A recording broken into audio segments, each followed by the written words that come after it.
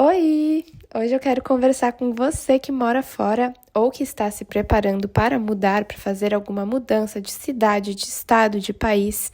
Esse episódio é um espaço de acolhimento sem julgamento.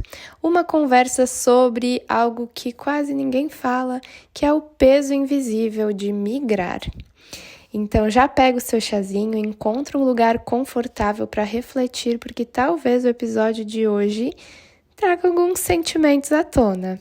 Seja muito bem-vinda a esse nosso espaço seguro. Eu sou Eduarda Marchetti, sou psicóloga clínica, especialista em terapia cognitivo-comportamental, com formação em psicologia intercultural e por aqui tenho o propósito de ajudar você a viver mais livre, leve e segura de si no mundo, aprendendo a ser o seu lar de aconchego emocional. Hoje, então, nós vamos falar sobre o peso invisível de migrar, que muitas vezes a gente sente quando a gente se percebe na dualidade de meu Deus, estou vivendo o meu sonho e socorro, o que estou fazendo, como que eu vou lidar com tudo isso, como eu vou lidar com os lutos, com a tristeza, com a saudade. Então, a gente tem um misto de sentimentos que precisa ser olhado com cuidado para que a gente evite a invalidação. Vamos lá, então? Primeiro, eu gostaria de começar falando sobre o mito da alegria da imigração. Muitas pessoas pensam que quando a gente muda de país ou faz alguma mudança que a gente escolheu fazer, isso vai trazer só alegrias, liberdade, coragem, realização pessoal e muitas pessoas entram num lugar de idealização de como é a vida lá fora. E, claro, eu não estou aqui para negar que existem sentimentos positivos na experiência de mudança, mas a gente precisa contemplar os outros sabores da vida ali, né? E perceber que não existe só alegria. Quando a gente faz uma mudança, a gente começa naquela fase de lua de mel, de que tudo é muito bonito, nossa, como essa cultura é incrível, quero conhecer isso, aquilo, nossa, olha esse prato que eu nunca tinha visto. Então a gente começa nessa empolgação e algo que acontece que é muito interessante é como conforme a gente vai enfrentando os desafios e os medos, a gente vai sim se percebendo num lugar... A gente vai sim se percebendo num lugar de empoderamento, porque depois do medo existe a coragem, existe o desbloqueio de possibilidades de se eu conseguir fazer isso, o que mais eu posso conseguir? Fazer um processo de mudança traz muito crescimento, desenvolvimento de habilidades, porque a gente precisa se virar nos 30 e fazer o nosso melhor e lidar com as questões e dar conta das situações. Mas junto com isso também vem muitos outros sentimentos que as pessoas costumam invalidar.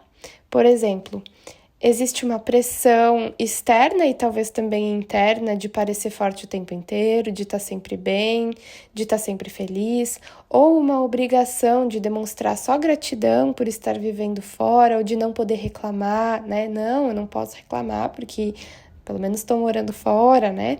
Ou às vezes vem uma sensação de culpa e tristeza por estar triste, né? A pessoa fica triste de estar triste por algum motivo, né? E isso é ainda mais doloroso porque a gente não está se permitindo viver os nossos sentimentos. Muitas vezes as pessoas imaginam que quando a gente faz uma escolha de morar fora, né? Sendo uma escolha nossa, isso tira um pouco o nosso direito de reclamar, né? Sobre os sentimentos, né? Como se a liberdade geográfica anulasse a dor emocional, mas isso não procede, porque a mudança, ela por si só já vem com muitos lutos. Ou seja, o luto do idioma, né? Que às vezes a gente faz uma mudança de idioma, o luto de se afastar das pessoas significativas, o luto de se afastar da cultura, o luto de muitas vezes ter que repaginar toda a vida profissional.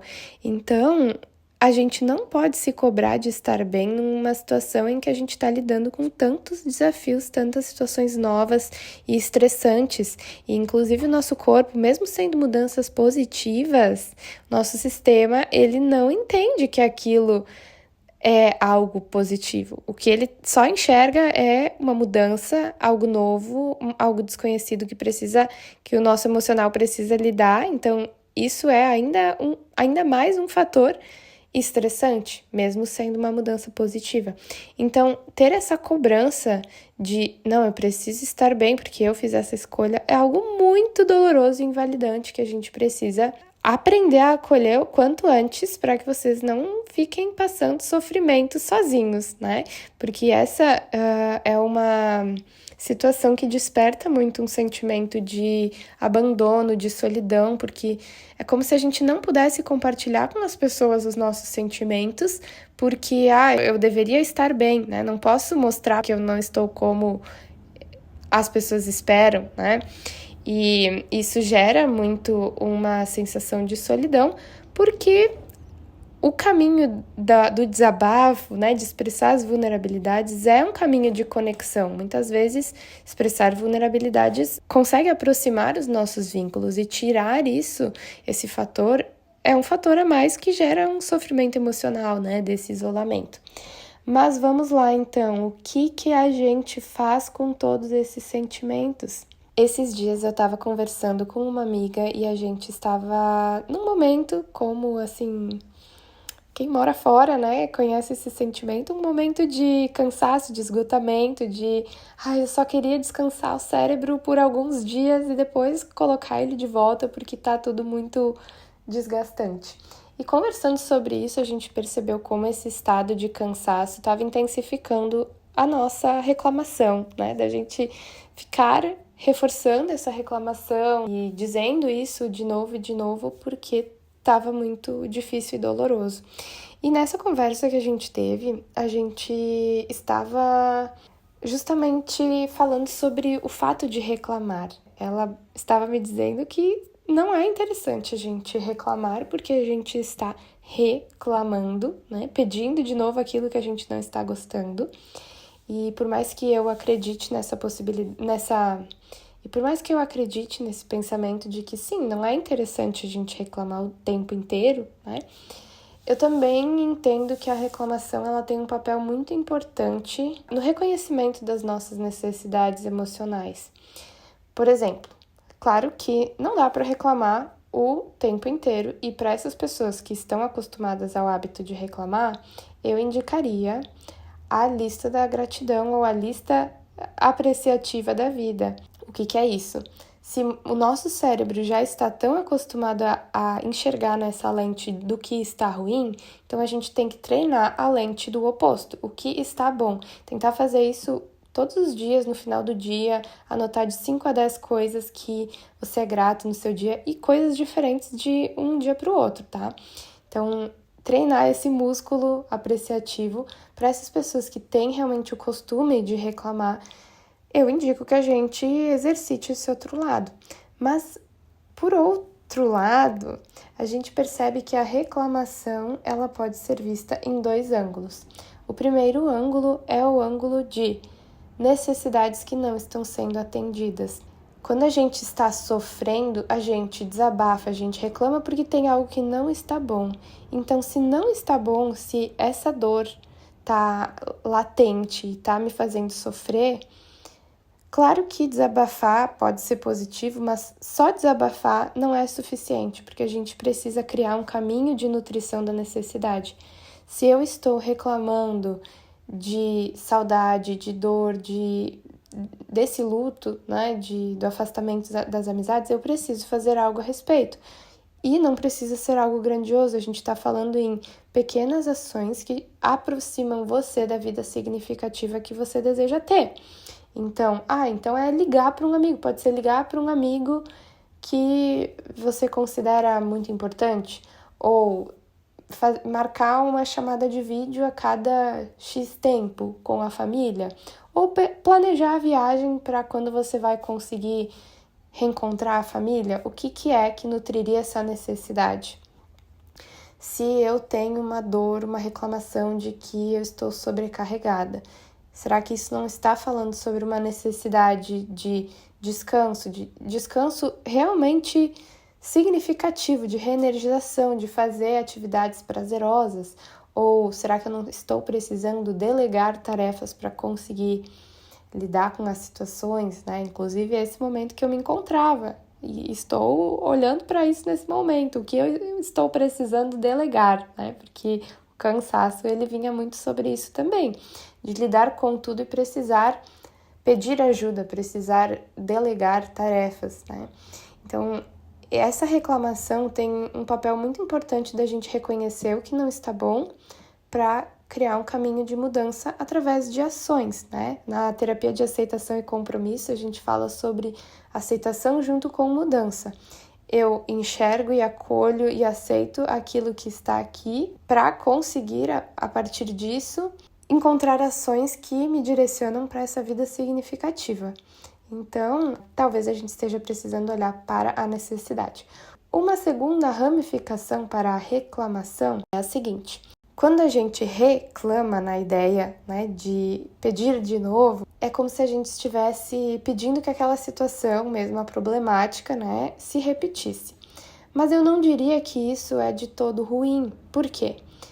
Por exemplo, na terapia de esquemas, a gente enxerga que a repetição em um contexto diferente, com um acolhimento diferente e recursos diferentes, a repetição é uma maneira da gente reparentalizar um esquema, ou seja, né, da gente ressignificar isso e viver essa dor de uma maneira diferente que não machuque tanto. Então, se eu tenho uma ferida emocional na minha vida de abandono, eu repito relações, talvez eu possa criar um contexto de repetição de vínculos. Na mesma repetição de um possível abandono, eu aprendo a me acolher, me oferecer um aconchego, um colo, um carinho e, junto com isso, pedir por aquilo que eu preciso, expressar aquilo que eu preciso, mesmo repetindo essa dor. Então, às vezes, a repetição, a reclamação, viver de novo a mesma situação, problema, é uma nova oportunidade de você experimentar um posicionamento diferente nessa situação, que talvez você esteja precisando olhar por que está se repetindo. Talvez você está precisando mudar alguma coisa para que isso pare de se repetir. Mudar algum posicionamento, falar alguma coisa diferente, fazer alguma coisa diferente, para que isso, de fato, não precise se repetir e você não precise reclamar mais, que você integrou isso na sua vida. Então, olhar para as nossas reclamações no processo migratório é muito importante para a gente validar essas dores e para a gente não se abandonar no processo, senão a gente está sendo invalidante com aquilo que a gente está vivendo. A gente preza tanto de ter acolhimento, oferecer acolhimento às pessoas e a gente está se invalidando, né? E então, a relação com você é a primeira que precisa ser validante para que a gente não reforce dores emocionais de solidão, de abandono, de exclusão. Então, a gente vai precisar olhar para quais são as suas dores emocionais que precisam desse cuidado, tá? Então, recapitulando, o que nós vamos fazer para aliviar essa dor invisível do processo migratório? A gente vai dar um espaço para olhar para o que está nos seus sentimentos. Eu indico a escrita terapêutica como uma forma de vocês darem espaço para aquilo que está ali dentro, né? De vocês enxergarem aquilo que está no mundo emocional de vocês. Escrever sobre o que aconteceu de positivo, o que aconteceu de ruim, né? Que eu preciso aprender a lidar de uma maneira diferente. Na verdade, a escrita criativa ela pode ser de várias maneiras, né? Se vocês quiserem, eu posso fazer um episódio aqui sobre isso também. Comentem aqui embaixo. Mas, basicamente, é acompanhar os sentimentos de vocês. Eu sempre indico que a gente registre, porque a nossa mente ela é muito volátil, né? A memória, ela costuma esquecer. Às vezes, quando a gente está num momento muito doloroso, a gente esquece que já viveu coisas boas, né? Então, às vezes, é uma maneira da gente voltar a enxergar para aquilo que a gente não está conseguindo acessar emocionalmente falando. Segundo, então, depois da escrita terapêutica, de fazer esse diário, a gente pode encontrar quais são essas necessidades que a reclamação está pedindo que sejam satisfeitas para que você crie ações que possam nutrir essas necessidades. Terceiro, vamos buscar acompanhamento psicológico para que você consiga ter essa validação e aprender a se validar. A questão psicoemocional, ela é uma habilidade. É como se você estivesse indo na academia do cérebro, que a gente precisa treinar todos os dias e precisa de acompanhamento. Então, busque a sua terapia. E eu ofereço também, se você quiser, pode ir lá no meu perfil do Instagram, que a gente pode conversar, que você vai encontrar caminhos para lidar com isso. E o quarto é participar de espaços onde a sua vivência é validada, em que você conhece pessoas que entendem aquilo que você viveu, que entendem a sua dor, que empatizam com a sua dor e te dão caminhos também. Eu também tenho um recurso, se você quiser, se você se interessar, que é o Método Serena, que oferece recursos de acolhimento emocional para pessoas que querem aprender a ser o seu lar de conforto emocional pelo mundo. A gente fala sobre todos esses temas de interculturalidade, todas essas dores que podem acontecer no processo intercultural. Então, talvez você se interesse e queira receber esse espaço de validação também, porque o espaço de validação não precisa só ser presencial, pessoas ao seu redor se você não tiver. Às vezes o espaço online também é um caminho de validação. Então, se você sentiu o chamado, fica o convite que eu acredito que talvez seja muito interessante para você.